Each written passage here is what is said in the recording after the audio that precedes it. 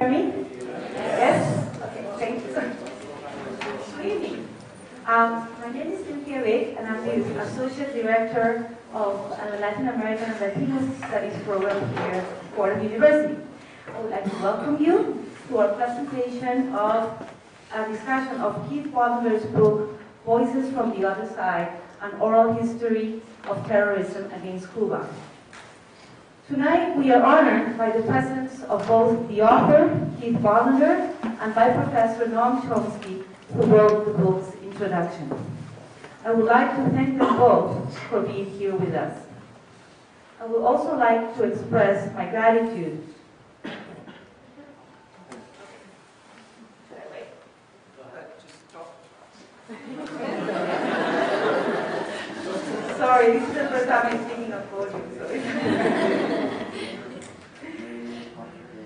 So I was thanking both of our speakers here, and I was also thanking Dean Harrington, Dean Grimes, Dean Latham, and Dean Bush, whose financial support has made this event possible. I will now introduce our panelists, presenting them in the order in which they will speak. Keith Bolender is a freelance journalist living in Toronto with more than 10 years of experience writing for the Toronto Star. He has written extensively on Cuban matters for a variety of North American publications, including the Chicago Tribune, the Florida Sun-Sentinel, Cuba Now, and others. He has conducted many lectures across the United States on American-Cuban relations, and since 2006, is a lecturer at the University of Toronto on subjects of American foreign policy and the Cuban Revolution. Dr. Noam Chomsky is not only one of the most distinguished figures of American linguistics, but also a philosopher, cognitive scientist, and well-known political activist. Since 1955, he has taught at the Department of Linguistics and Philosophy at the Massachusetts Institute of Technology, where he is now Emeritus Institute Professor. As a linguist, Chomsky restructured the study of language with his theory of transformational grammar, providing philosophers with a particular framework for thinking about human language and the mind. He has authored more than 30 books and over 200 articles in his field. Alongside his career as a linguist, Noam Chomsky is a renowned political activist who has become one of the most influential left-wing critics of US foreign policy. Among his many political engagements, he was an early outspoken critic of US involvement in the Vietnam War and vigorously denounced the US dropping of nuclear bombs in Hiroshima and Nagasaki. He also opposed the recent US war in Iraq and the current US war on drugs, which has considerably affected the economic, environmental, and social climate of several Latin American countries, creating significant controversy. As a systematic opponent of the United States intervention in foreign nations, he was deeply critical of the secret aid given to the Contras in Nicaragua during the 1980s, arguing that those actions would fit any standard definition of terrorism. Chomsky has been critical of the Israeli government's treatment of Palestinians, is an advocate against the death penalty, and has denounced the triple alliance of the American mass media, the US government, and US-based corporations as dangerous obstacles for true democracy. He has published extensively on many of these issues. Chomsky's incessant critical analysis of power and his tireless promotion of human rights are deeply inspiring to all of us who strive to be engaged in the defining issues of our time. As part of an institution that values critical thinking as the core of its very definition of education, we at the Latin American and Latino Studies program at Fordham University see events like this one as part of our efforts to incite intellectual curiosity and political engagement in both our academic community and the general New York public towards Latin American issues. The book we are presenting tonight is a highly provocative reconstruction of an oral history that fills a necessary gap in the development of a thoroughly informed debate about US-Cuban relations. Keith Bolender's objective to have US nationals exposed to to the testimonies he presents in this book is certainly a step in that direction. In that sense, our purpose tonight is to trickle your desire to expand your knowledge about the complex, multifaceted, and so many times thorny relationship between both countries. The testimonies presented in this book are not only enhanced by the contextualization and the historical narrative in which Bolender places them, but also put into an intriguing dialogue with Chomsky's introduction, which explains both the nature of the United States political and economic embargo of the island, as well as its historical construction of Cuba as a threat to international political stability. It is a wish that we all leave this room with many more tools for engaging in a public discussion of the many intricacies that define the Cuban-American relationship. With that hope, please join me in welcoming Keith Bolender and Noam Chomsky.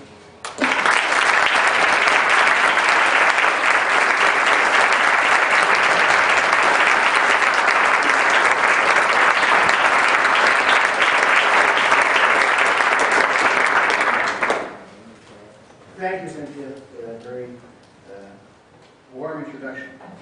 My name is Keith Bolender, and I am the author of Voices from the Other Side, an oral history of terrorism against Cuba. Before we begin, I do want to thank a few people myself very quickly. I'd like to thank Fordham University for allowing us to be here tonight, for giving us this wonderful facility. Poodle Press in London for publishing the book, Paul Greg Macmillan for distributing it in the United States, all my friends and family who are here, the Cuban UN mission, and a very special thank you to our guest speaker tonight, Mr. Noam Chomsky. He's been incredibly supportive of this project right from the start. I very much appreciate his work with me and his efforts for this, and I'm very grateful for him being here this evening. As Cynthia said, the book that I've written consists of a series of testimonials of dozens of different... Can everyone hear me? I should have asked that. The book consists of dozens of testimonials from average Cubans who have been directly victimized by these acts of terror or have had friends and families members killed. It's basically an unknown war outside of Cuba. And the intention of the book was to bring some of these stories to light, to give the reader an idea of how long the Cuban government has suffered under these acts of terrorism and how many people have been killed by them, and the impact it has had on Cuban society. So that's what we're going to talk about this evening in my presentation.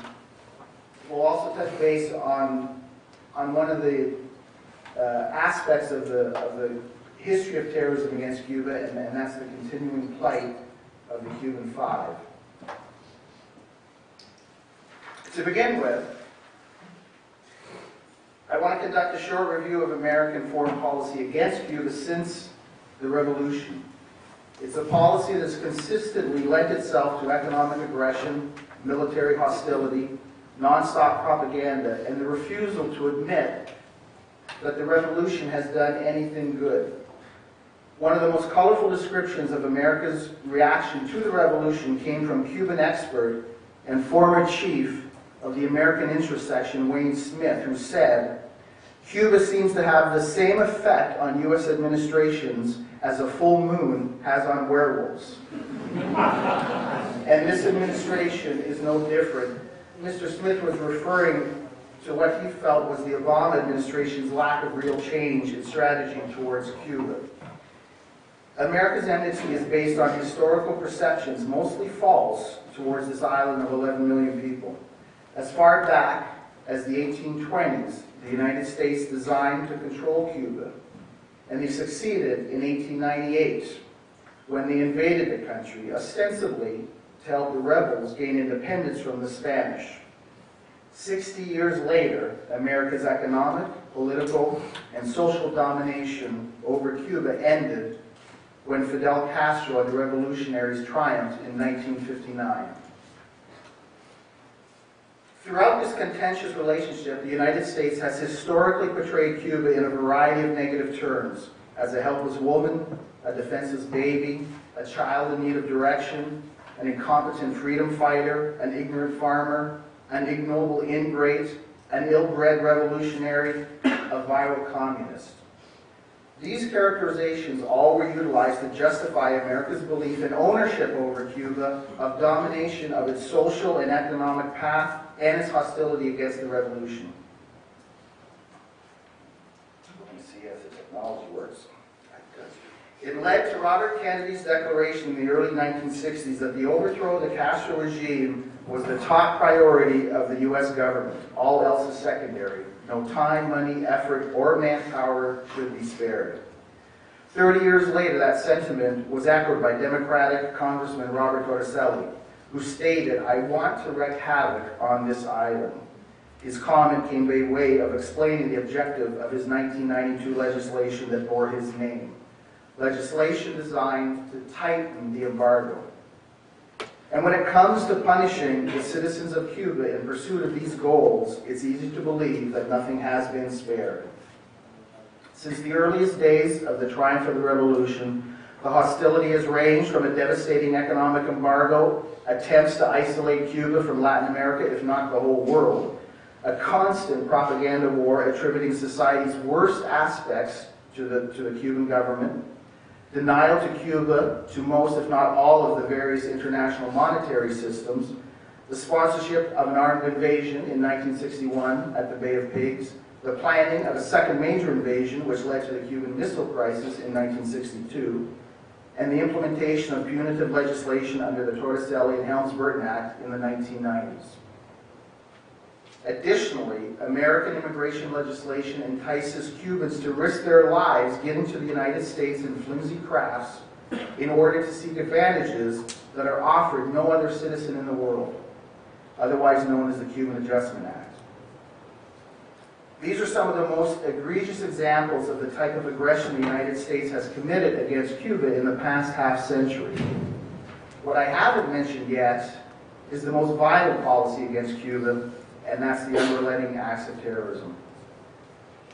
Most everyone here may be familiar with the various attempts to assassinate Fidel Castro, from exploding cigars to infected dye suits, to the attempt to blow up an auditorium full of Panamanian students who were attending a speech given by Fidel in 2000. Many may also be familiar with the attacks against Cuban officials, such as the assassination of the United Nations diplomat Felix Garcia. Since the earliest months following the triumph, various Cuban-American anti-revolutionary organizations based in the United States have used terrorism against officials and public figures who supported the Castro regime. Tonight, however, we're going to talk about the terror that was directed at the Cuban people. It's a war that has sometimes made headlines around the world, but more often has been waged in complete obscurity. My intention is to bring a few of these stories to light. The Cuban government has documented more than 700 acts of terrorism, resulting in the deaths of over 3,400, with thousands more injured. These are the actions committed with inside Cuba. I'm not including the dozens of bombings by anti-Castro organizations that have taken place in Miami, here in New York, Toronto, Montreal, and other cities outside of Cuba. The terror has been split into two categories. First, those conducted with direct government involvement through such programs as Operation Mongoose, which began shortly after the failure of the Bay of Pigs in 1961. However, the vast majority fall into a second category, those that have been carried out by counter-revolutionary groups either inside Cuba during the early years of the revolution, or Cuban-American organizations based in Florida, such as Alpha 66 and Omega 7. Most with the knowledge and some with the direct support of the American government. Either way, the staging of these acts have usually been euphemistically described as hit and run, disrupting vital resources, targeting strategic interests. You see those terms even used today. The implication being military or political objectives have been attacked. In reality, the vast majority of these targets have been innocent civilians, the young and the old, men and women. The psychological damage done to the victims still harms to this day. The negative effect it has had on Cuban society also continues to be felt by most everyone on the island, whether they've been directly touched by terrorism or not. So in tonight's presentation, we're going to remove some of the anonymity from these victims to make the individual more important than the act. In addition, I'd like to speak to the impact this unknown war of terror has had on the Cuban government's shaping of national policies and international relations. It has driven the Cuban government into a siege mentality that has had a detrimental effect on social, political, and economic advancements. To begin, I'll start with the most infamous act of terror against Cuba, the bombing of Cubana Airlines on October 6, 1976. The explosion killed all 73 on board, including members of the Cuban national fencing team coming back from an international tournament in Venezuela. Both Cuban-born Luis Posada Carriles and Orlando Bosch have long been recognized as the masterminds of this bombing. Neither have ever been charged for their terrorist activities. Bosch passed away last year in Miami, while Posada had previously been acquitted of some minor immigration fraud and a perjury charge in regards to his involvement in a series of hotel bombings that hit Havana in 1997. Posada is currently living in Havana, secure in the knowledge that he will never be bothered for his actions. Miami. What did I say? Posada is back, living in Miami. Secure in the knowledge that if he was in Havana, he wouldn't be considered. Thank you. Miami. Even though the Cubana Airlines bombing happened more than 30 years ago, the family and friends of the victims continue to suffer. People like Jaimel Espinosa Gomez, daughter of co-pilot Miguel, whose last words from the flight recorder have been heard thousands of times in Cuba. Jaimel is one of the organizers of the Victim Supports Group and is the official custodian of all published accounts relating to this bombing. Every anniversary is always given extensive media coverage in Cuba, bringing back all the pain and suffering to Jaimel and her family. Jorge de Luis is a 40-year-old office worker in Havana. His father, also Jorge, shown in the photo behind, was the head of a fishing delegation that was on board the doomed flight. Jorge Jr. was 5 years old when his mother told him he'd never see his father again. And he still remembers vividly the sense of betrayal, that somehow he did something wrong and that his father was punishing him by not coming back. Possibly the person most affected was Felipe Quintero Diaz, president of the Cuban Fencing Federation in 1976 at the time of the bombing. Felipe was scheduled to be on the plane, but at the last minute he was replaced by his close friend Manuel Perme, a Cuban sports ministry associate, who was sent in Felipe's place in order to finalize a series of contracts with the Venezuelan government. Manuel died, Felipe survived, and he's been trying to cope with the feelings of guilt ever since.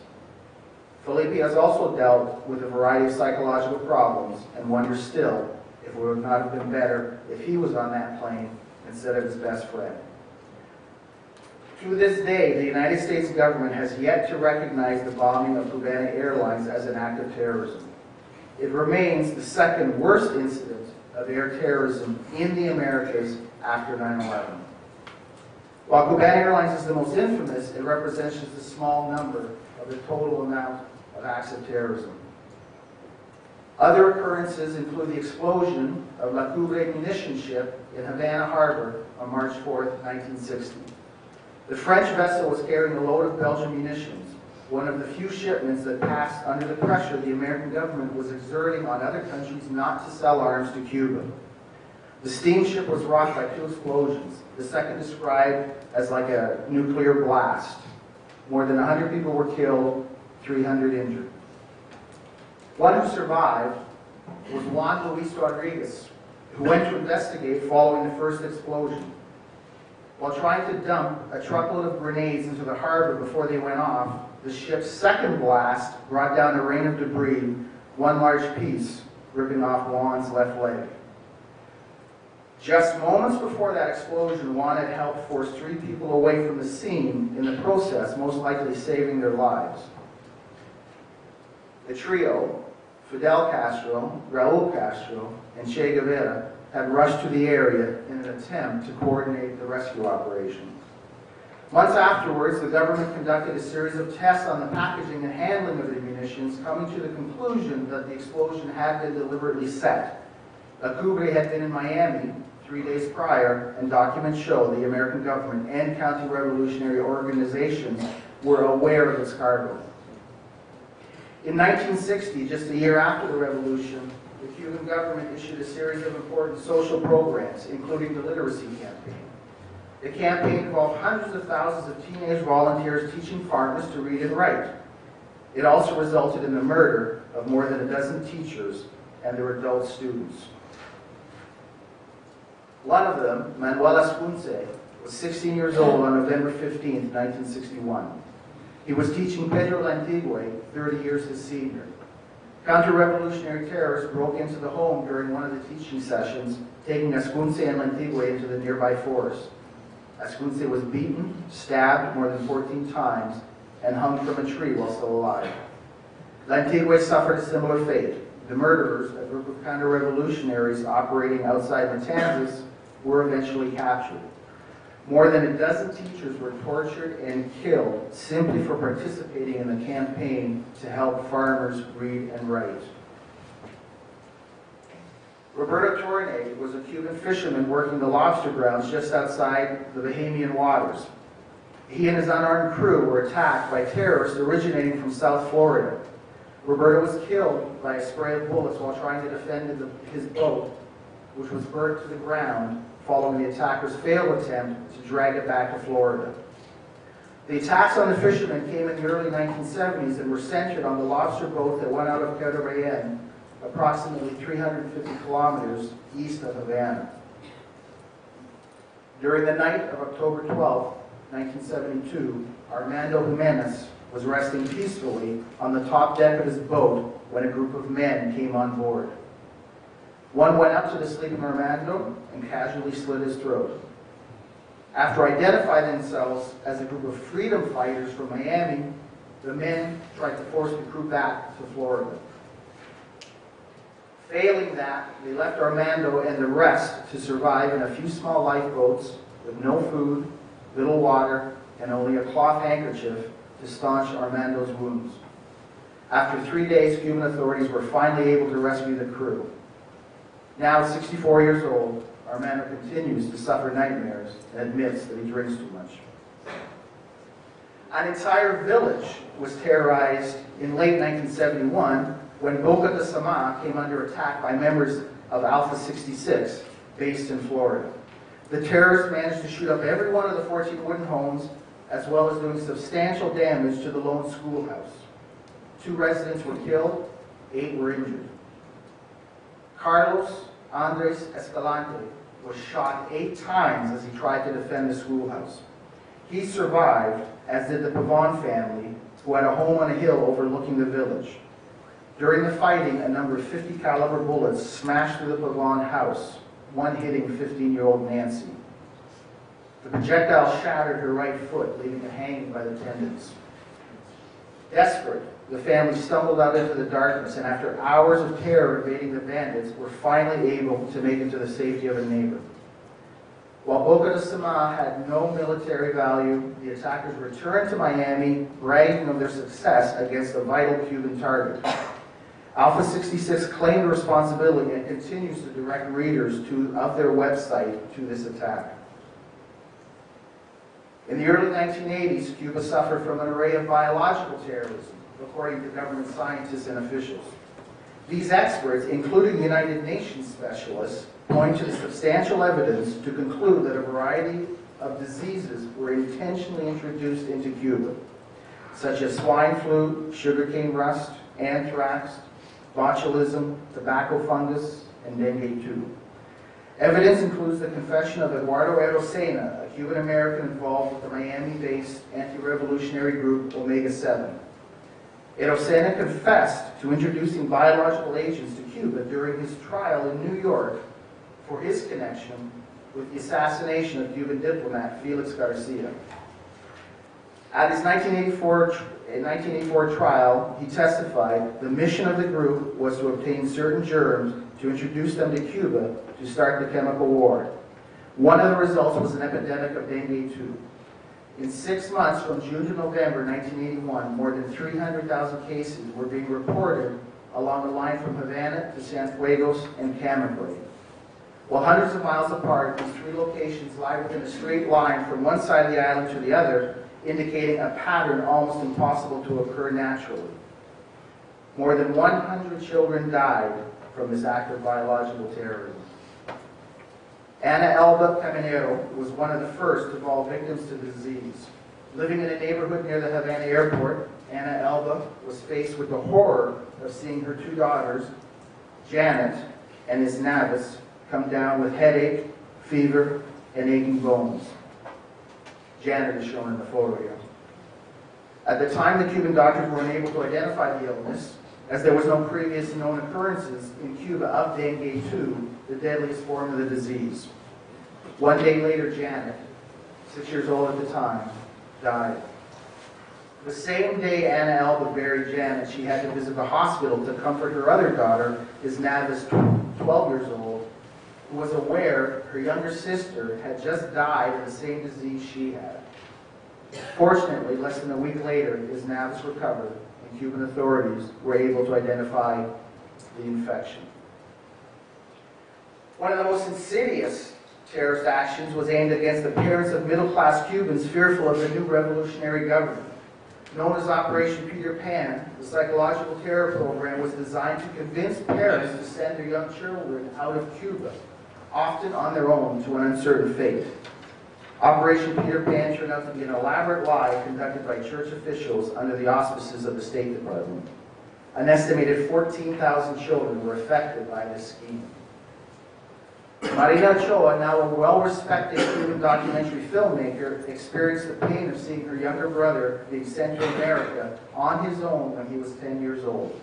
She never saw him again, and only after running away from home for a week was Marina able to convince her parents not to send her away as well. Following the collapse of the Soviet Union in 1989, the Cuban government quickly moved towards opening the country's tourist sector to gain much-needed hard currency. It wasn't long after that the terrorists responded. In 1992, Alpha 66 publicly threatened to attack tourists in Cuba. A year later, another group, Commandos L, sprayed Veredero's Melia Hotel with bullets, followed by an attack on another hotel a few months later by Alpha 66. And then in 1997, a series of explosions shattered hotels in Havana and Veredero. An Italian tourist, Fabio de Selma, died when a bomb exploded at the hotel called Cubana. Others were luckier.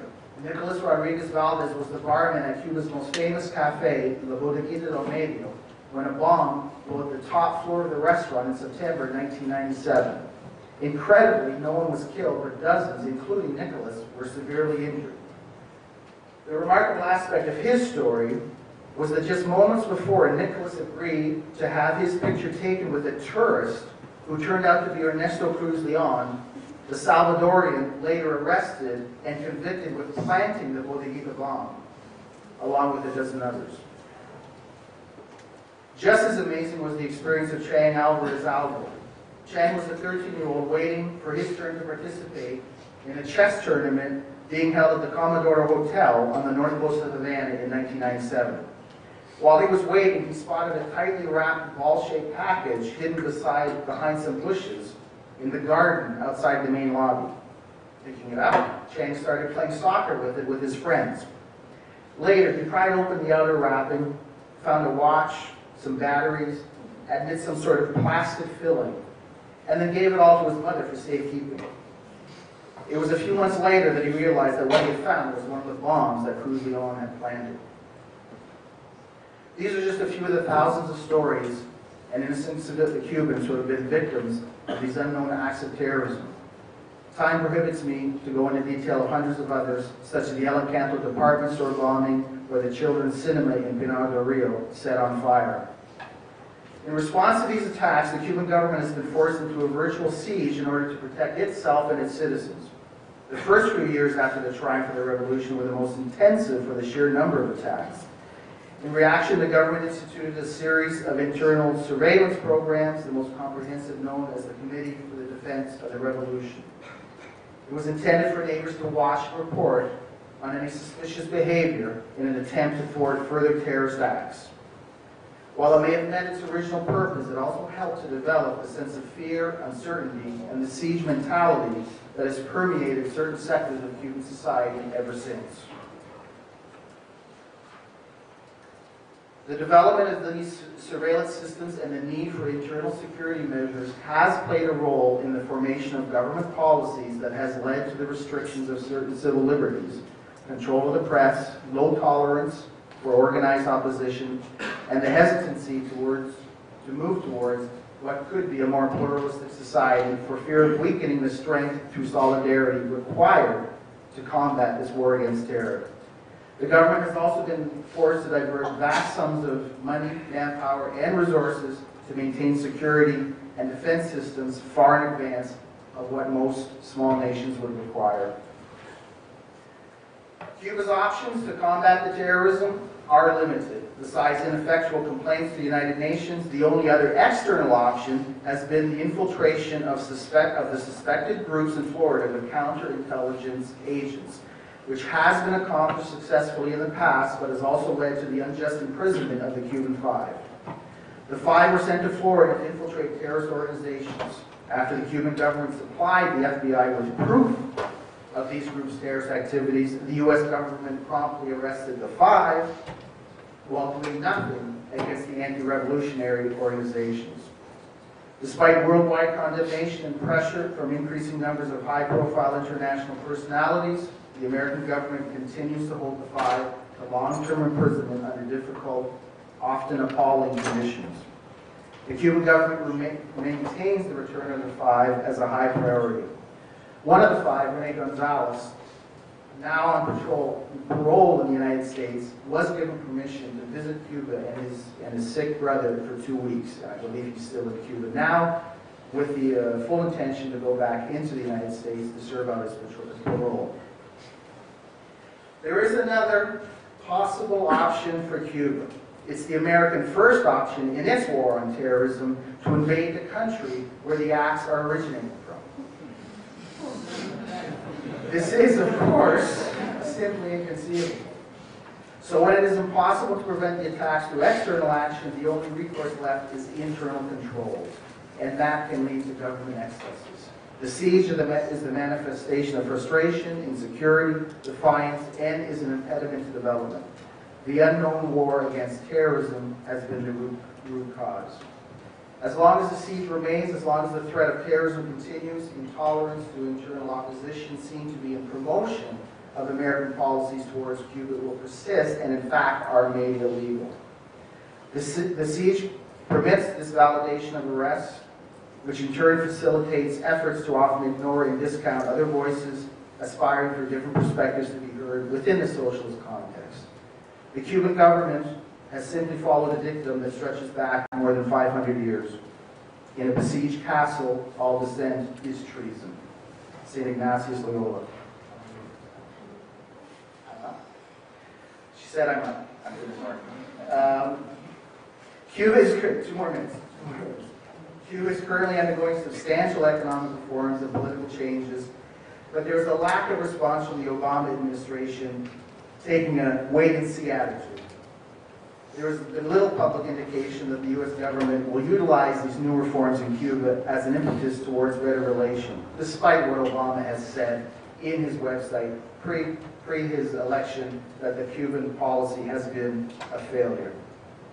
More recently, a Supreme Court ruling illuminates how the United States maintains an absurd double standard when it comes to its war on terror. The court ruling, Holder versus Humanitarian Law Project, is based on a part of the Patriot Act and makes it a criminal offense with jail terms up to 15 years for anyone who even speaks to organizations the U.S. government has categorized as groups supporting terrorists. So does this apply to the Cuban-American organizations that have been proven to have committed acts of terrorism? It does not. despite any previous declarations of George Bush Jr. Terrorism has always been a one-way street when it comes to Cuba. Eventually, however, normalization will be achieved and the siege will end. Regardless of when that happens, what is needed now is the long overdue acknowledgement of this unknown terrorist war, its cost, and its consequences. And with it, the recognition of the people, the individual Cubans, who have survived and who have suffered. They deserve at least that much. Thank you very much for your time.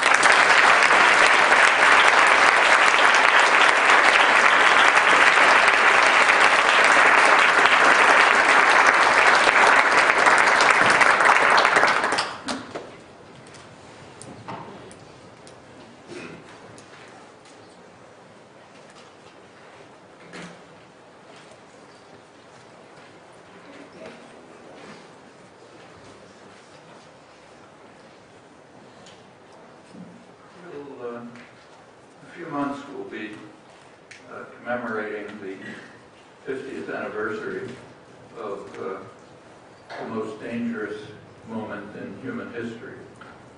Not my phrase. The phrase is that of historian Arthur Schlesinger, Kennedy confidant and associate and official memoirist of John F. Kennedy and Robert Kennedy and Camelot generally. He was, of course, referring to the Cuban Missile Crisis. 50th anniversary will be in October, and the designation is quite accurate. During the Cuban Missile Crisis, there were two near brushes with total disaster, with a nuclear war which, in President Eisenhower's words, would have destroyed the Northern Hemisphere. The first was at the outset of the crisis. Kennedy had declared an embargo around Cuba, and Russian ships were approaching the embargo line, including Russian submarines, which wasn't known then, but is known now, in fact was only discovered 40 years later, were armed with nuclear-tipped torpedoes. They were attacked by depth bombs depth charges from U.S. destroyers. The commanders assumed that there must be a war underway and decided to launch the torpedoes, which would have set off a nuclear war. The Russian command and control system required 3 commanders to agree to launch nuclear weapons. 2 agreed, the 3rd refused. Vasily Arkhipov, that's why we're here. The second case was at the very end of the Cuban Missile Crisis, a couple weeks later. It was coming very close to a total conflagration. Kennedy's own subjective assessment was about a third of the probability of nuclear war. At that point, he received a letter from Nikita Khrushchev offering to end the crisis peacefully, with an agreement in which Russia would withdraw the missiles from Cuba in return for U.S. withdrawal of missiles from Turkey and a pledge not to invade Cuba. Kennedy was a little bit surprised at the offer at the Turkey part, because those missiles were obsolete and a withdrawal order had already been given for them, but it had not yet been executed. They were being replaced by far more destructive Polaris submarines. That was the choice. The choice was whether to agree to the withdrawal of obsolete missiles, for which withdrawal order had already been given, and a pledge not to invade Cuba, and it refused. That was the second case where secretly indicated something like that. They would make a public statement. Of course, it's taken for granted here that the U.S. had a perfect right to have missiles in Turkey aimed at Russia, and in fact, missiles everywhere aimed at whoever you want to aim them at. So that aspect of the crisis is never discussed, which tells us something significant as well. Well, that's the most dangerous moment in history, which it was. The immediate background, which is the terror campaign, which Keith discusses in his book, has very few counterparts, if any. I think Cuba's been the target of more terrorism than any other country, maybe more than all other countries combined. It's now tracing back 52 years. For the Kennedy administration, the terror war and the accompanying economic embargo were absolutely transcendent importance. The president's brother, Robert Kennedy, was put in charge of the campaign. In his own words, the Cuban problem carries the top priority in the U.S. government. All else is secondary. No time, no effort, no manpower is to be spared in the effort to overthrow the Castro regime. So it was more important than anything else. The centerpiece of the campaign was Operation Mongoose, which, as Keith said, was launched right after the failed Pigs invasion. The official in charge, Edward Lansdale, high CIA official who had plenty of experience in terror campaigns.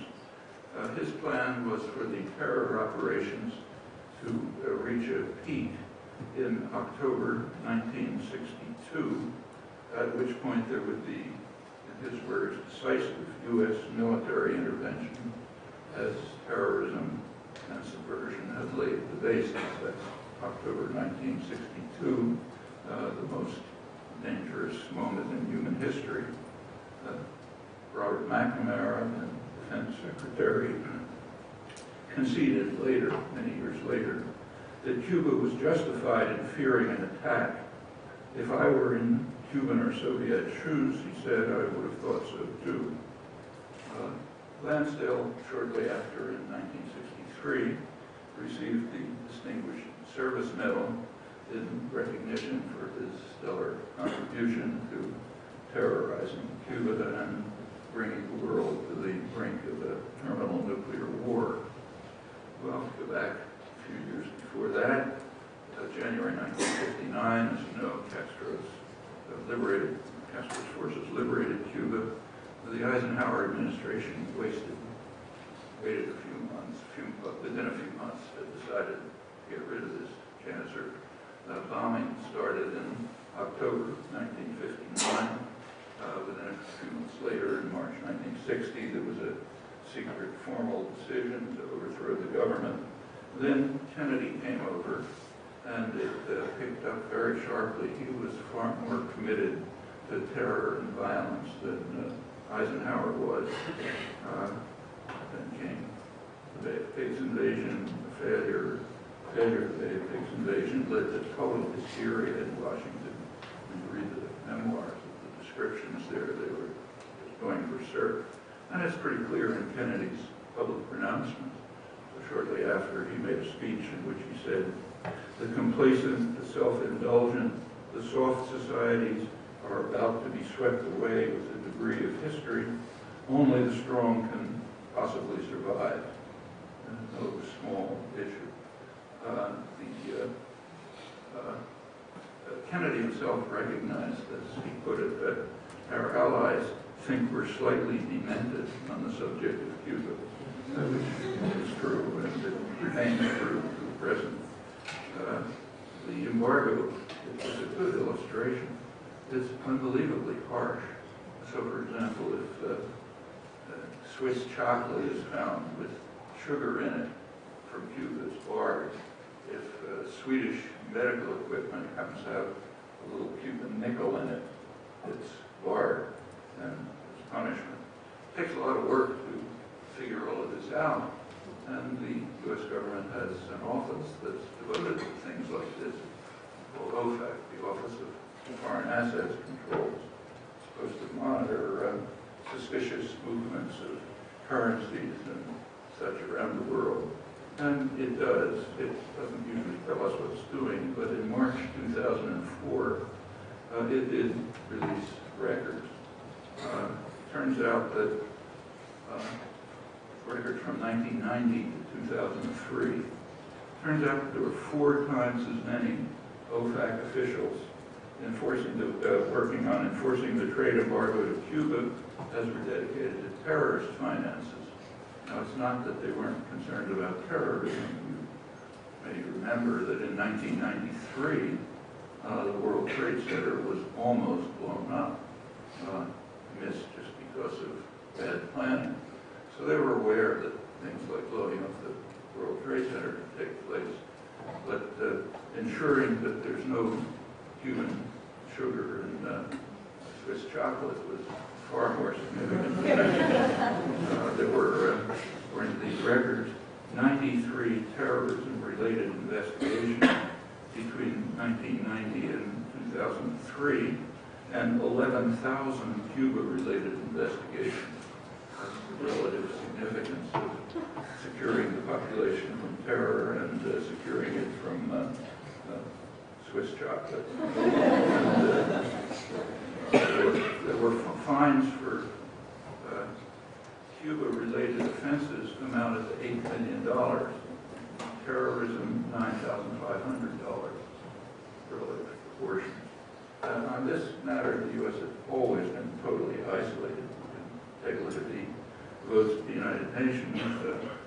The U.S. picks up Israel reflexively, occasionally a Pacific island, essentially nothing else. This is not so unusual, incidentally. None of this ever gets reported, but on quite a few issues, this is roughly the case. This one, in fact, is an extreme case right to the present. Interestingly, in this case, the U.S. government isolation is also domestic. Polls have been taken since the 1970s on normalization of relations with Cuba, and a considerable majority of the population here is in favor of it. So the government's isolated from the population too. That's not unusual. In our system of democracy, it's understood that the population is essentially irrelevant. So the gap in state policy and public opinion is pretty normal. What's a little unusual in this case is that the isolation is also from the centers of economic power in the United States. So major sectors of economic power, energy industries, pharmaceuticals, agribusiness, have been very much in favor of normalizing relations with Cuba. And they've been ignored too. And that's more unusual because they're the forces that usually essentially determine policy. There are a few cases like this, and they're interesting ones. Cuba's one of them.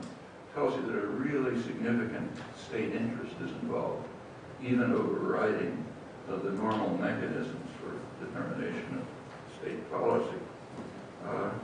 So the question is what? Why the fanaticism? Why the demented character of the actions? Why override even the interests and concerns of major powerful sectors of the private economy? Well, there are reasons. The reasons are revealed in the internal record. We're lucky to be in a very free country, unusually free, so we have very rich access to the internal record. And we're also lucky to live in a very disciplined country, so nobody ever looks at it.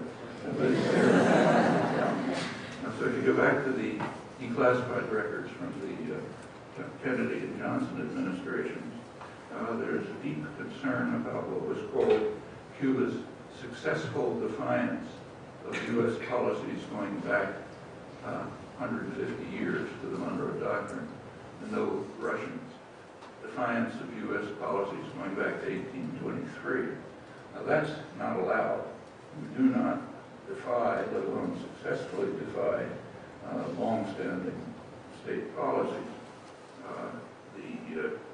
And it's clear if you go back to the 1820s and see what the founding fathers were saying about it, and Thomas Jefferson, and John Quincy Adams, others, they just took for granted that we just have to take over Cuba.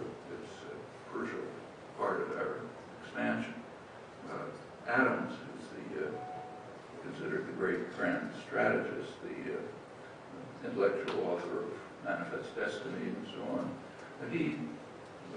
astute geopolitical analyst, he recognized that the U.S. was not powerful enough to take over Cuba. There was a deterrent. The deterrent in those days was the British. British fleet was in the way. They were much too powerful. So that's why the liberated colonies were never able to conquer Canada. The British kept driving them back. And they couldn't conquer Cuba. But Adams recognized that in the course of time, the British power would decline, U.S. power would increase, and sooner or later, as he put it, by the laws of political gravitation, Cuba would fall into our hands the way an apple falls from a tree, which is indeed what happened over the century. As mentioned, by 1898, Cuba had in fact essentially liberated itself from Spain with a brutal, harsh struggle, and the U.S. wasn't having any of that, so the U.S. invaded in 1898. The event in U.S. history is called the liberation of Cuba. In fact, it was the prevention of preventing Cuba from liberating itself. Cubans understand that, not surprisingly. Part of then harsh conditions were imposed on Cuba. One of them, which ought to be famous, is that the U.S. took over the eastern part of the island. That's actually the part of Cuba where there's much concern about human rights violations in Cuba with all enemies.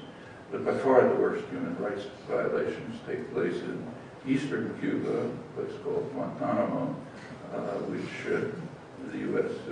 took over and has been using for years in violation of the treaty that was forced on Cuba at gunpoint, first for housing Haitian refugees and then sending them back to be murdered later, well, that continues.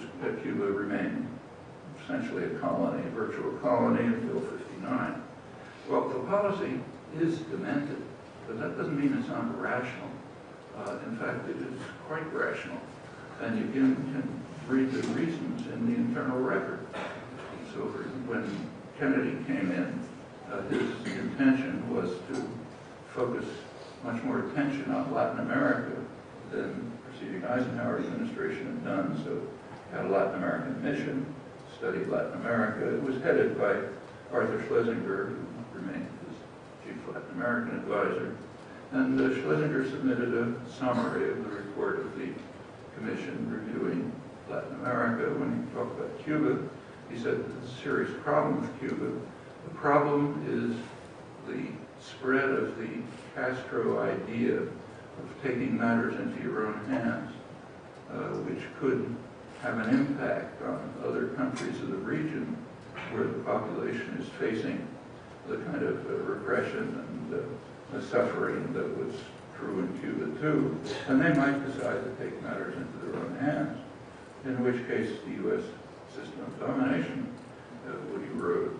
There's a name for to the public, this is called the domino theory, and then you're supposed to laugh at it when the dominoes don't fall. But in fact, it's a very sensible policy, and it's never abandoned. It's a major theme of world history, because it's rational. Borrow Henry Kissinger's version when he was planning the overthrow of the Allende government in Chile, 1973. He said, Chile, the democratic socialist Chile, is a virus that might spread contagion all the way to southern Europe, he was afraid. That is, the model of peaceful democratic parliamentary reform that might be a disease that others would pick up and try it. He didn't expect Chilean forces to land in Rome. He just thought the model would be followed, so therefore it had to be destroyed. Same in Cuba.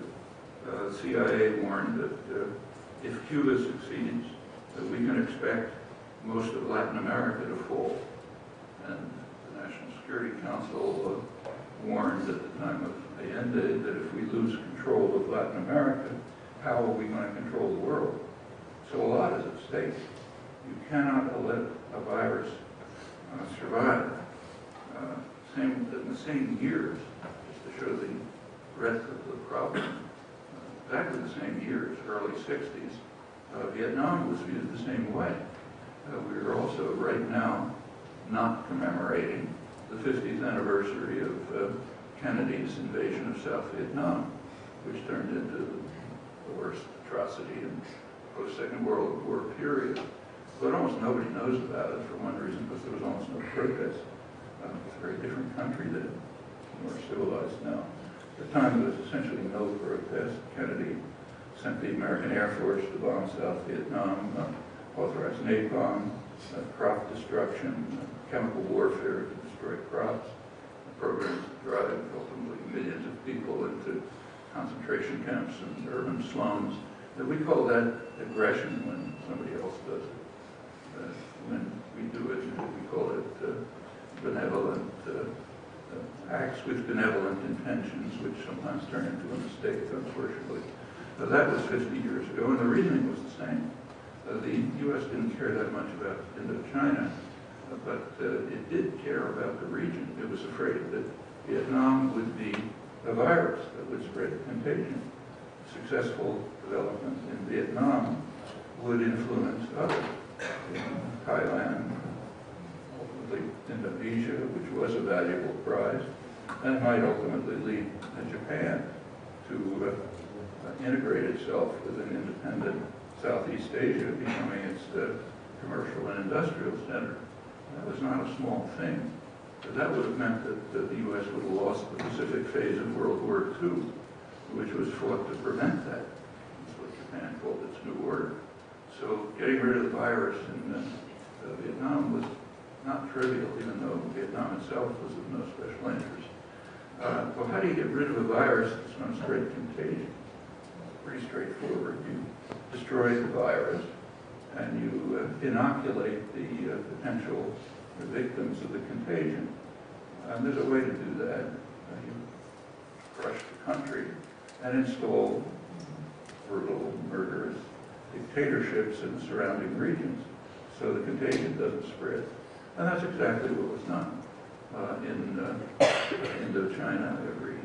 All the surrounding countries, murderous dictatorships were imposed. The most important was in Indonesia in 1965. Murdered hundreds of thousands of people, mostly landless peasants, accurately described your staggering mass slaughter and so on. And with total euphoria, gleam of light in Asia, New York Times, and so on. And that was fine. That essentially ended the war. McGeorge Bundy, who was the National Security Advisor for Kennedy and Johnson, years later, he reminisced and concluded that the U.S. should have stopped the war in Vietnam in 1965 because it was basically won. Vietnam was never going to be a model for anyone. South Vietnam had been virtually destroyed by then, and the surrounding region was inoculated, especially Indonesia. And the same with regard in Latin America. The terror in Cuba was not restricted to Cuba. One of the last moves of the Kennedy administration was to orchestrate a military coup in Brazil. It's an important country. It took place right after the assassination, but it was planned by the Kennedys, Robert Kennedy. In fact, it installed there was a mildly reformist government in Brazil, and this installed the first of the neo-Nazi style terror and torture security states in Latin America that then spread like a plague throughout the entire hemisphere, reaching Central America in the 1980s. So that region was inoculated and the virus was destroyed. The Chilean virus was destroyed a few years later. These are not small things. This doctrine is applied over and over again, and it is very rational. And we're familiar with it in other contexts as well. So you could call it the mafia doctrine. So just consider the mafia. I mean, suppose some small storekeeper somewhere that you don't care about decides he's not going to pay his protection money. The Godfather doesn't say, okay, I don't need your 25 cents. That storekeeper could be a virus that could spread contagion. Others might get the idea. So you don't just send your goons to get the money, if you don't care about it anyway. You send them in to beat them to a pulp or kill them, so others understand this kind of successful defiance is not permissible.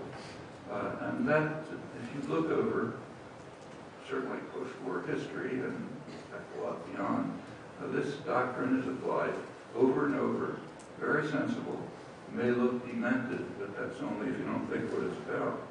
In fact, the same was true of the Cold War. Back to the beginning of the Cold War, say 1945, the US War Department, we then were more honest, we called it the War Department. The War Department in 1945 recognized that, as they put it, there's something illogical about our attitude towards our plans with regard to the Soviet Union, that the U.S. is taking control of most of the world and surrounding Russia with military force while denying the adversary any comparable rights. And that kind of looks illogical. But they coined a nice phrase for it. They said it's a logical illogicality. And the reason is that, same as the usual one, we have to recognize, they thought, that the Soviet Union might have flirted with the thought of associating itself with a rising tide all over the world, wherein the common man aspires to higher and wider horizons. And that's pretty threatening if you own the world and you want to control it. So that was a little too big a virus to just destroy right away. But there was a logical illogicality to our plans, and there's also a logical illogicality to the continuing terror embargo with Cuba. Well, that goes right to the present. Present issues are very much the same. So take what's considered a major existential threat that we face today, Iran. How can we survive if Iran has nuclear capability? You read Obama and everyone else, inconceivable. We can't discuss it. So what exactly is the threat of Iran? A terrible threat. That's a threat to bomb them. We will bomb them. In fact, we're at war with them. The sanctions that are imposed amount to a blockade, which is an act of war. And there's great euphoria about the successes of it, and no debate about it. The only debate is should we do it now or should we wait till later or something. But so what exactly is the threat? It's kind of interesting. It's never discussed. I mean, there's some pretext given, but they collapse almost instantly. But there's a real threat, and there's an authoritative explanation in the usual place. In this case, the Pentagon and U.S. intelligence, who give regular presentations to Congress on the global security situation. And of course, they have a big section on the Iranian threat. And it's a real threat. They say it's not a military threat. Iran has very low military expenses, even by the standards of the region, certainly relative to, say, the U.S. It has very little capacity to deploy force. Its strategic doctrine is defensive, designed to hold off an invasion long enough for diplomacy to set in.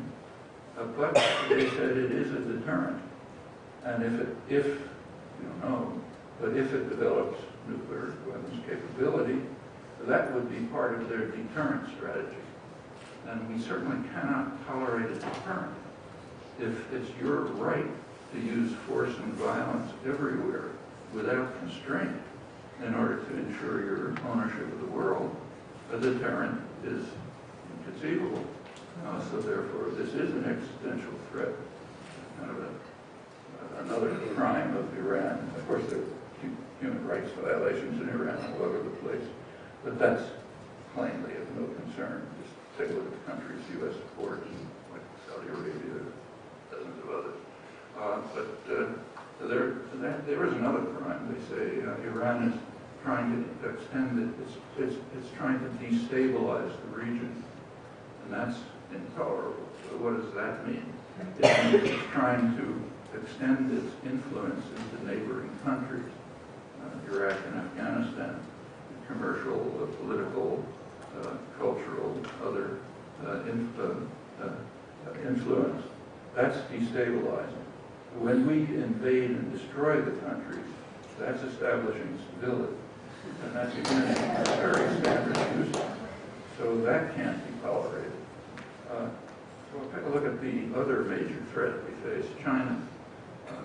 According to this highly touted as a tremendous threat we have to do something about it. And again, if you look at the professional literature, it explains it.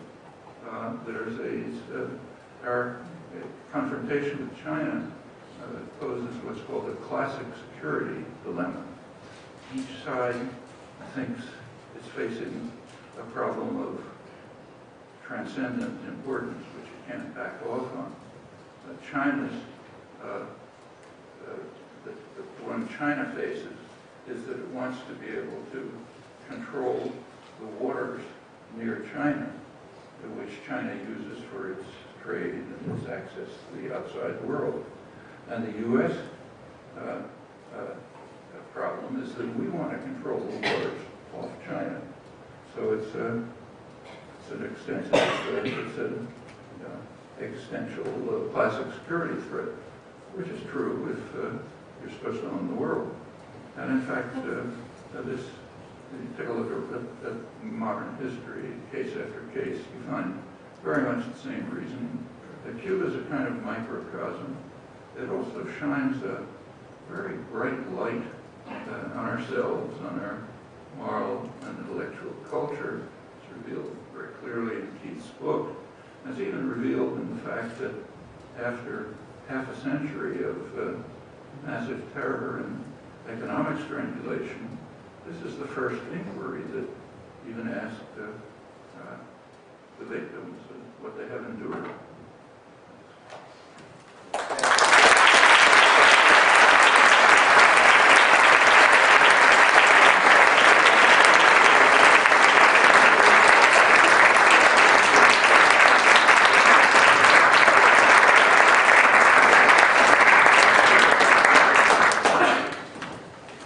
Thank you very much. Now we're going to have a Q&A session. So everybody is welcome to raise their hand. There's going to be two people bringing the microphones up. So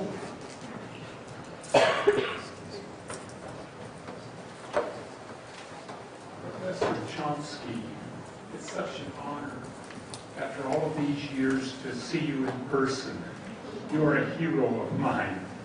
But I was drafted out of graduate school on March 26, 1969, at the height of the Vietnam War. That was when, up until that point, I was very idealistic about this country. But that was a wake-up call for me. My question is, has the United States done, can you point to anything that they've done right since March 26, 1969 in foreign policy?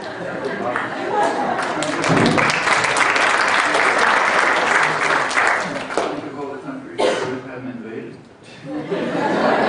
All the countries the U.S. hasn't invaded. That's good. Are there any? Quite a few. Just remember. But look, great powers are not, they're not moral agents. You know, they're not committed to doing good in the world.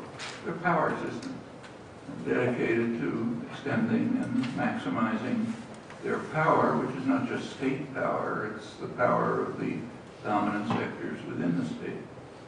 That's what they're dedicated to. So, you know, occasionally it may turn out to help people, but it's kind of incidental. If it does, it's incidental. It's not just the United States. I mean, other great powers have done things which were, well, take, say, Russia, a great antagonist. One of the things that it did was to raise the economic social level of Eastern Europe to a pretty remarkable degree. I mean, analysts, even hostile ones, have pointed out that Russia was that very rare empire, maybe unique, in which the imperial center was actually poorer than its colonies because it was subsidizing and supporting them, and not out of the goodness of their hearts. Now, that's the way they could maintain control when they do it. And incidentally, they really had an existential threat. Remember, Eastern Europe, for Russia, is not like with the Western Hemisphere for us. Russia had been invaded and practically destroyed several times during the 20th century, right through that Eastern Europe. They were not going to give up control of it easily. But yeah, they did some good things. So back in the 1940s, the Bulgarian peasants were using wooden plows. By 1990, it was an industrial society, electronics industry, and so on. Again, not out of benign intentions, because that's the way you control it. And other great powers have done things which were sometimes helpful. You know, it's like England in India built infrastructure, roads, and so on. The purpose was to be able to exploit India more effectively, but it left useful things for India. So, but you can't expect a power, any system of power, to be going out of its way to doing good work. We're not unusual in that respect. Next question.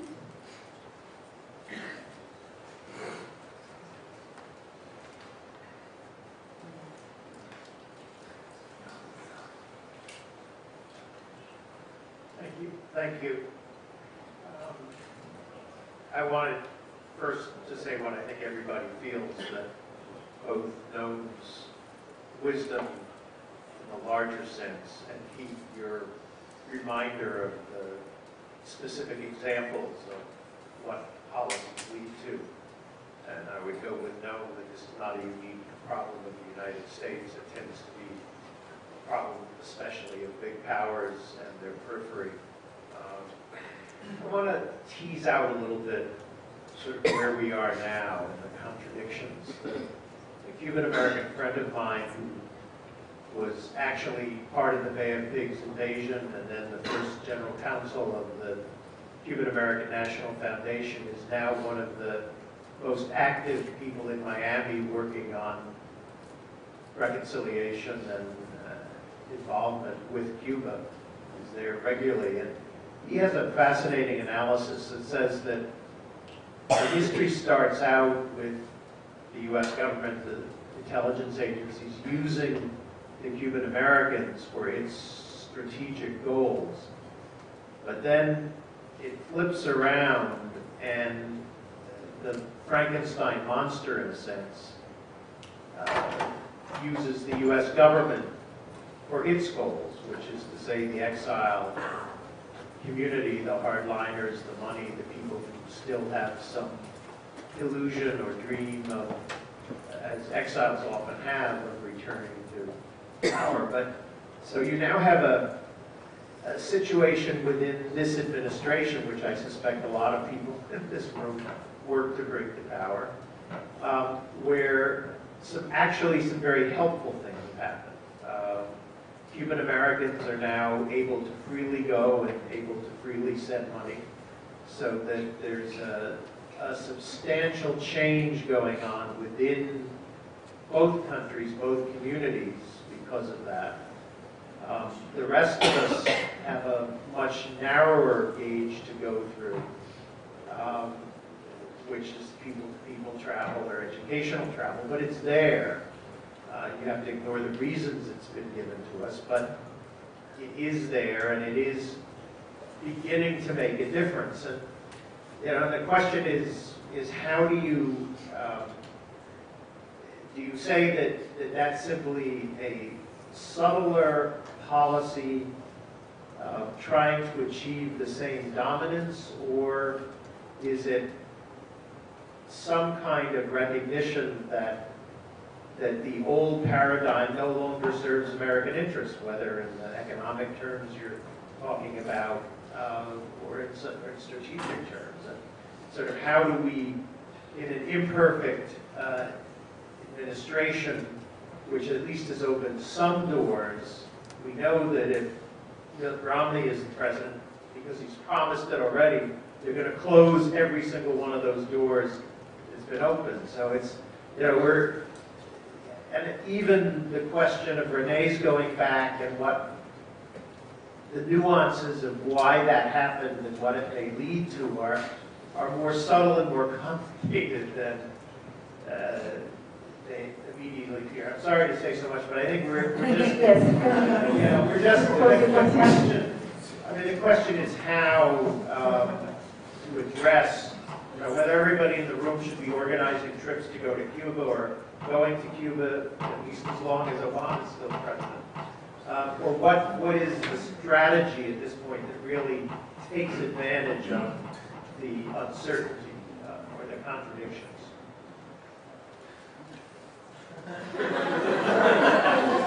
Sorry, could you repeat that?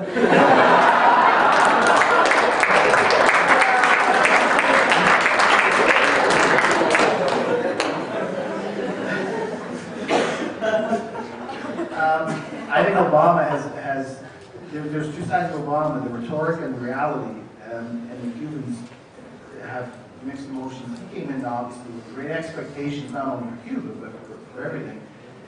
He has done a tremendous amount of good in the relationship between Cuba and the United States by lifting the travel restrictions for Cuban-Americans coming to Cuba.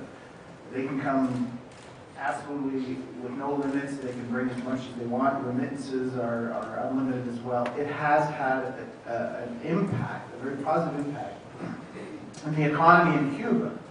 So Obama has done quite a bit of good in that regard, but his political rhetoric is still the same. That Cuba has to change, that Cuba has to reach certain established goals that the United States has imposed before the United States will consider any movement towards normalization. And the expectation is, well, if he wins the second term, that may change.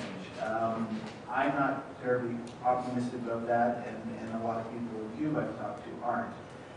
The Cubans see Obama's moves to eliminate the Cuban-American restrictions for travel and remittances as a political move to help destabilize the government with more and more material goods, more and more visits. I'm not trying to agree with that. I think it has done a lot of good for Cuba. So we'll see if Obama wins the second term. I can't imagine he won't. He may look on Cuba as a problem to finally resolve. I'll believe it when I see it, because there's no precedent other than Jimmy Carter's whole movement. So to answer your question, yeah, I'm cautiously optimistic, but normally pessimistic. And yes, everyone should go to Cuba. As soon as you can, through the licensing that Obama has expanded, through universities, through all sorts of other avenues. Go on your own if you want. Obama has made it clear that OFAC is not going to be threatening Americans coming back from Cuba as much, from what I understand. Regardless, you should go to Cuba now. The country is changing. There's tremendous influence, economic influence is taking place in Cuba now that are going to lead to political changes. So yeah, don't wait. Go now. The more Americans go, the better. Way to Mexico. You can go through Cancun, you can go through Nassau, you can go through Panama. My favorite destination is Toronto, because I'm from Toronto. Montreal, all sorts of destinations. Take your pick, but go. If I can just add one comment about that. It's true that U.S. policy is changing towards Cuba, but it's changing towards all of Latin America. And for the same reason, the U.S. doesn't have the power that it had 50 years ago. So I mentioned that the Goulart government in Brazil in the early 60s was a mildly reformist government. Its policies weren't all that different from Lula's policies in the last couple of years. But at that time, the U.S. just moved in and overthrew it and installed a dictatorship. in the case of Brazil in the last decade, Bush and Obama, and not only had to tolerate it, but they even took it as their poster boy, because as compared with everything else that was going on in Latin America, they were kind of moderate, you know. That's an indication of a major change. The U.S. has lost South America. There isn't a single U.S. military base left in South America. The countries are, for the first time in half a millennium, are integrating, becoming more independent, facing some of their internal problems, basically beginning a process of liberation from foreign domination. And the U.S. can't do anything about it. One of the most striking illustrations of this just happened in Caracas, I guess it was last summer, the founding of an organization, CELAC, which includes every country of the Western Hemisphere except for the United States and Canada. Well, you know, it hasn't yet acted much, but if it becomes a functioning organization, it'll be a very dramatic symbol of the changes that are taking place. So I don't think the U.S. has a real alternative with regard to Cuba, or the rest, most of the rest of Latin America. Can still sponsor coups in weak countries like Haiti and Honduras, but not much more. Yeah, as a student of Fordham Law, I thank you both Mr. Bolender and Professor Chomsky for coming. My questions are pretty short. Basically, what conditions could arise under Obama's next term or any president to come that would actually end the blockade? And how do you account for the attitude of a lot of Cuban-Americans towards maintaining it? Thank you.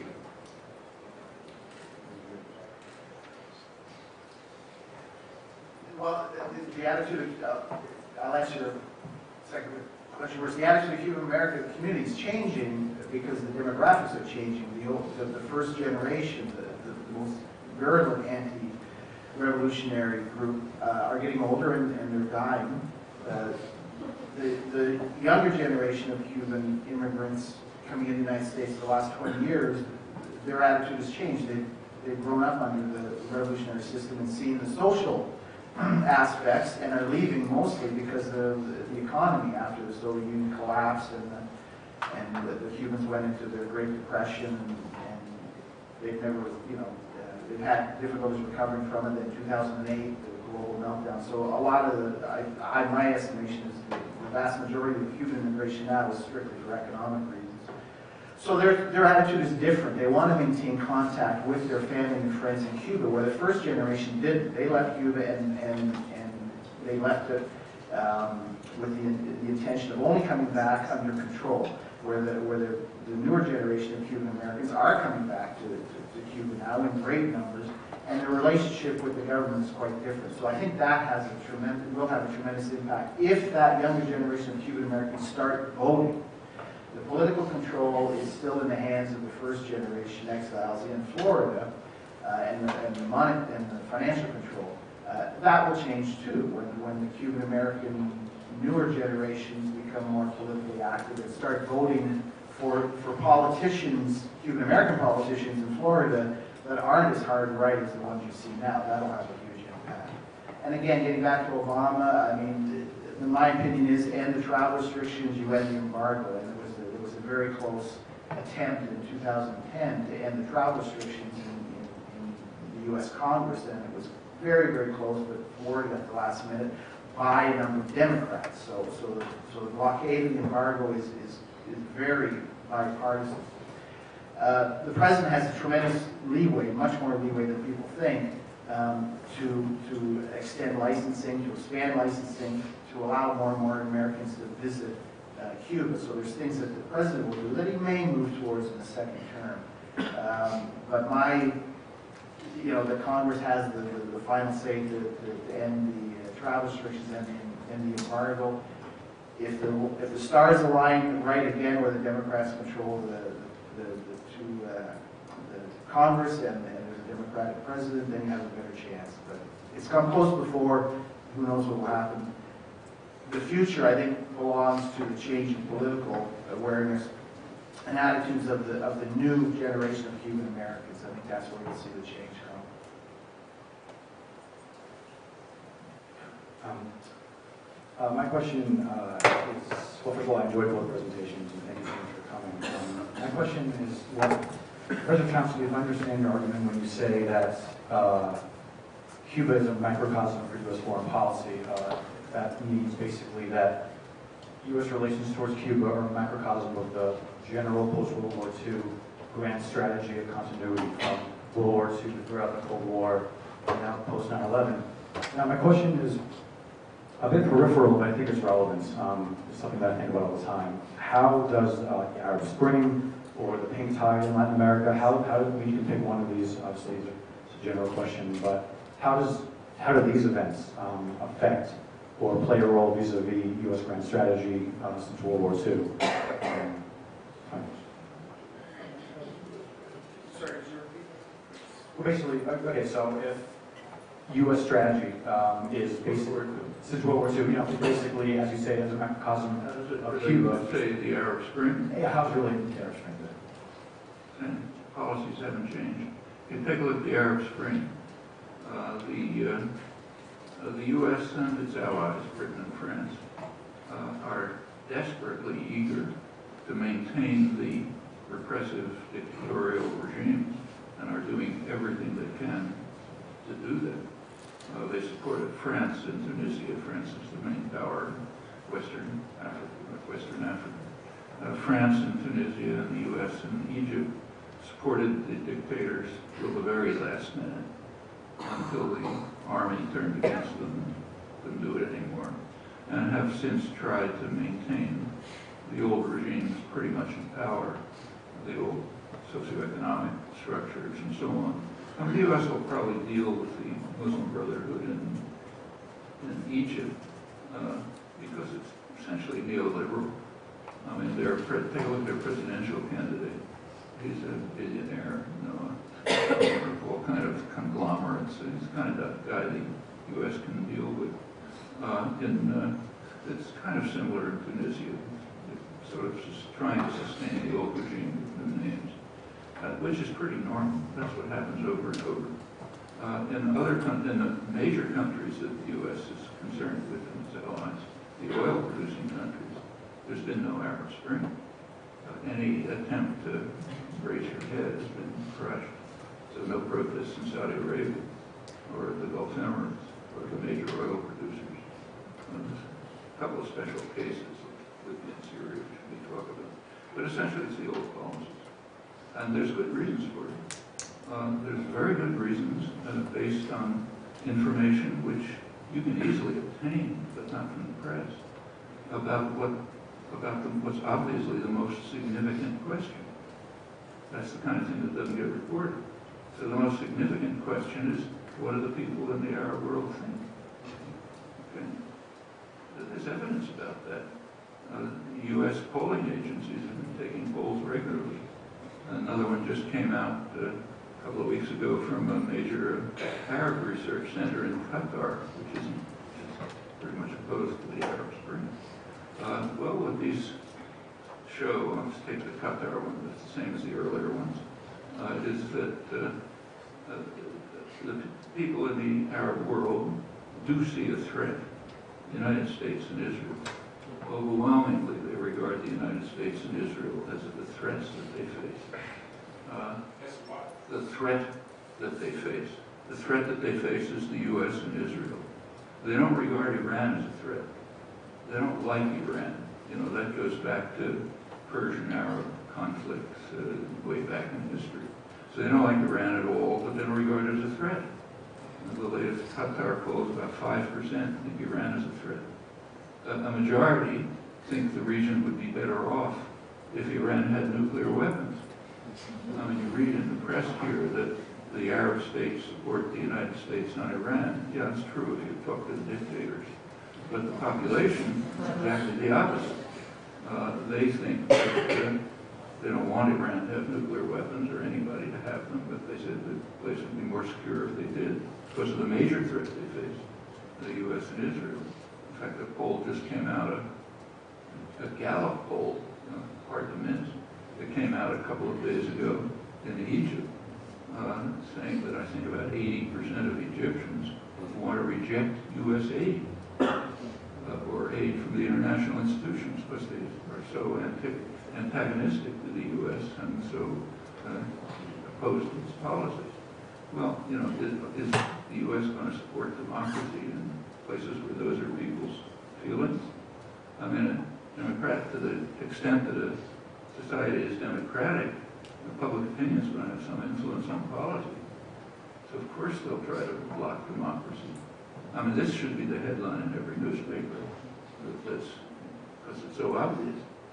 And it's not secret, you know. But you can find a Gallup poll, you can find a Qatar poll, you can find the polls released by the Brookings Institute, and the logic is very straightforward, and you can see it in the practices. So they'll try to impede it, and they may or may not succeed. They tried to stop it in South America too, and couldn't. South America underwent its own Arab Spring in the last 10 years, pretty much. And it made, you know, not utopia, but it made considerable progress. And pulled itself out of the U.S. orbit, and the Western orbit for the first time in literally hundreds of years.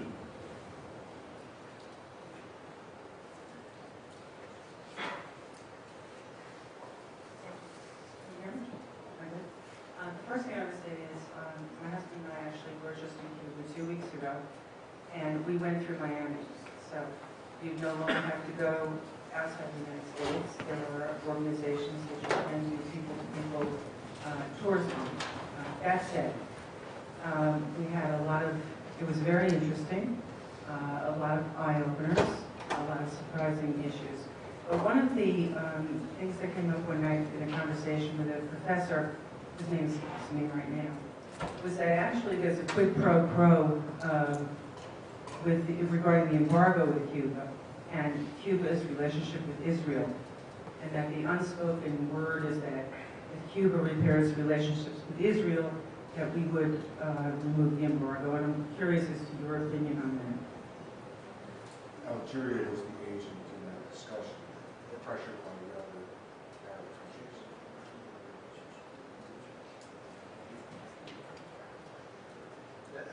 That's the first I heard. I mean, Cuba has relatively good commercial relations with Israel. There's a number of commercial projects that Israel has in conjunction with Cuba.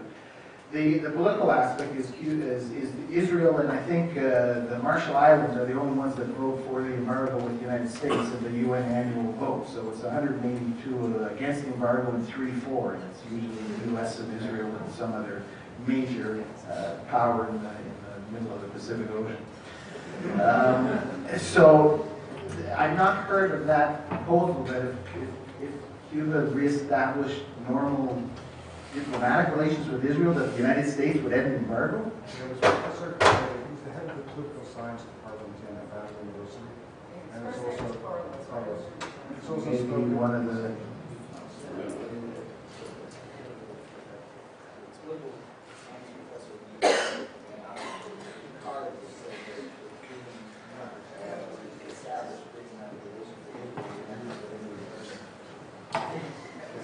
I can't see that happening. I mean, There's an element. A lot of countries around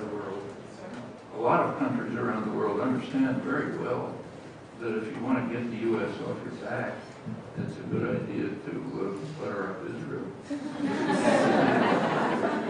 Except that, as he explained, that they do not have diplomatic. He said when he opened his speech by saying we do not have diplomatic. Who is preventing the diplomatic relations? Who's preventing the diplomatic? This professor. Yeah, but who did he say is blocking the diplomatic relations? It's Cuba's position.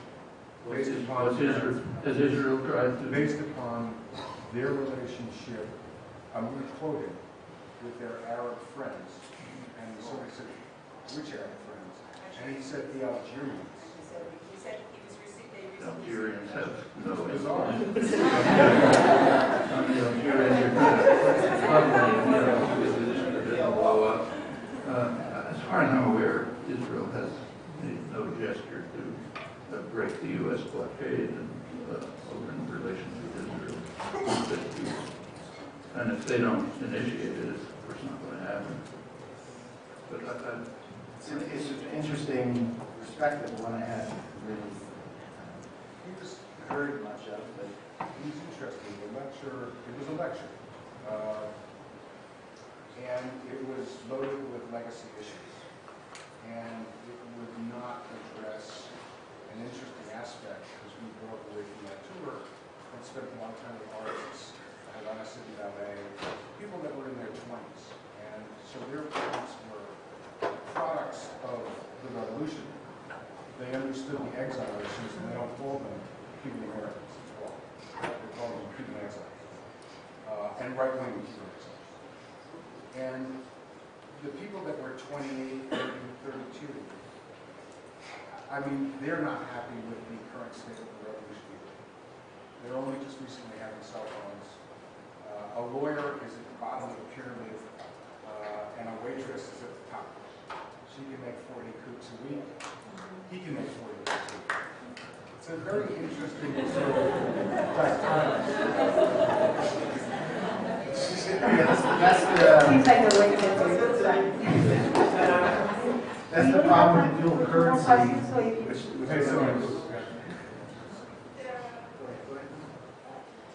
I want to thank both of you for your eloquence, and I want to thank you especially, Keith, for highlighting the case of the Cuban Five.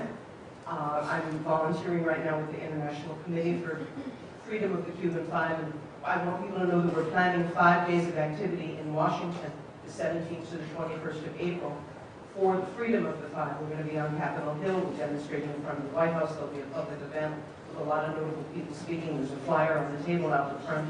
There are buses from New York, and you can let your friends in Washington know. But I would like to ask, again, about the question of the Cuban Five, who seem to be so much caught right in the cusp of all of this craziness. And they remain in supermax prisons because they're demonstrating, in a sense, that our government, who locked them up, would rather protect the people who are making the terrorism happen than protect the people who are trying to make it stop. And I wondered if you have additional words or strategy ideas other than just letting people know about it, but then, as you said, Dr. Chomsky, having people know about it doesn't necessarily have anything to do with what our government is going to do about it. So how do we get them out of jail? The people working on the defense of the Cuban Five, I think, are doing quite a good job on their what's happening. There are other things that might be useful to emphasize. For example, there is a doctrine in world affairs called the Bush Doctrine, Bush number 2. The doctrine is that countries that harbor terrorists are the same as the terrorists themselves and should be bombed and attacked. That doctrine is described now as a de facto rule of international relations, quoting a distinguished political analyst at Harvard. Okay, that's worth bringing up.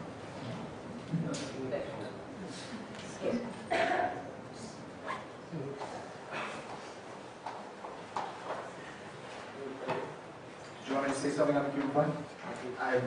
There's a couple books coming out on the Five that will increase their publicity. One by Canadian author Stephen Kimber. They'll be in Washington. Yeah.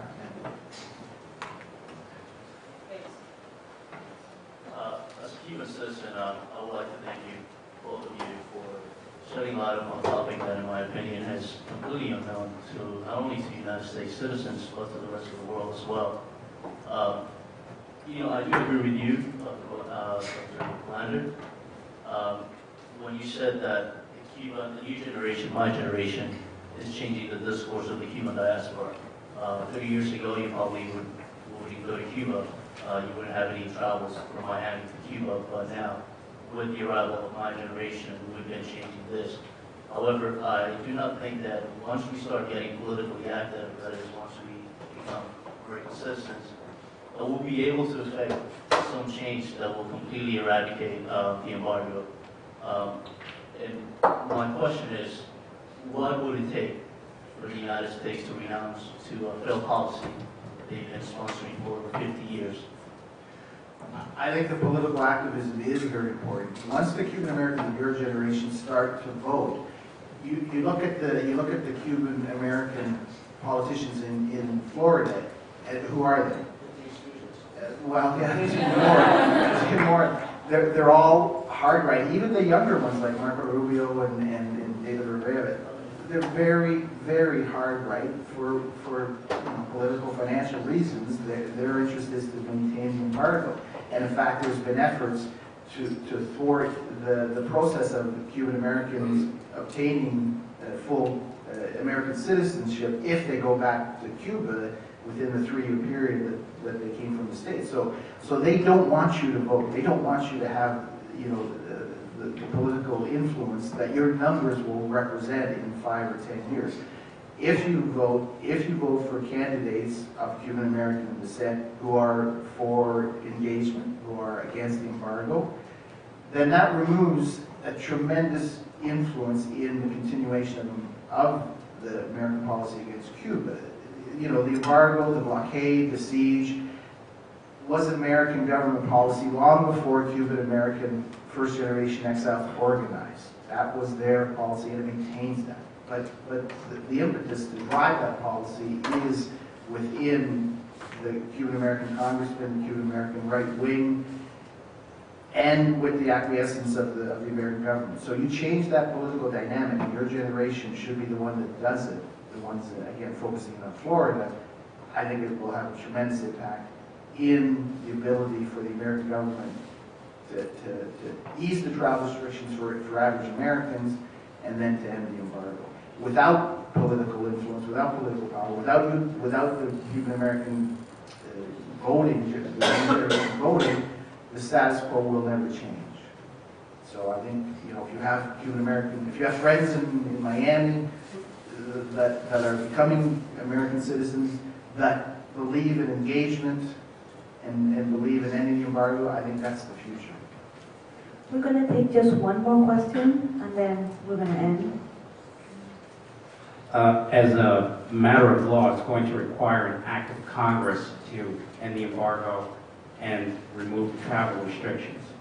With that said, though, Professor Chomsky, can you, in your view, describe a scenario upon which you would see the end of the embargo? Can you shed some light on what you could see, what would have to happen that would sort of change the entire, the whole field and bring an end to this insanity, this demented policy that we have? What here might bring an end to the embargo? I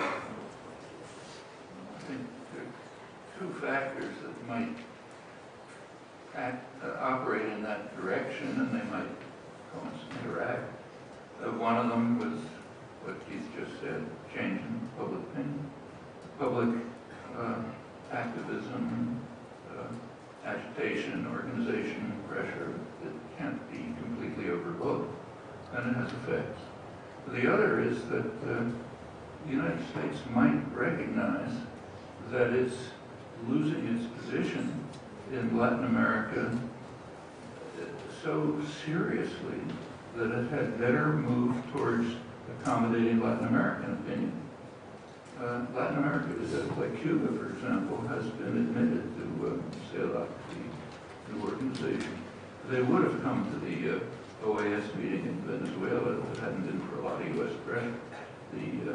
The president of Venezuela made that very clear. Next time we'll admit them. And will the U.S. want to be isolated from the entire hemisphere? Maybe not. That might lead to a shift in policy. But the main thing is, the thing that we can do is just create extensive pressures, which just is no special magic about that. You have to educate people, you have to know about things, you have to be organized, you have to undertake actions, going to Cuba, other things here. And ultimately that can have an impact. It has in many other cases. Okay, before we end this, I want to let you know that there's copies of Keith's book being sold outside.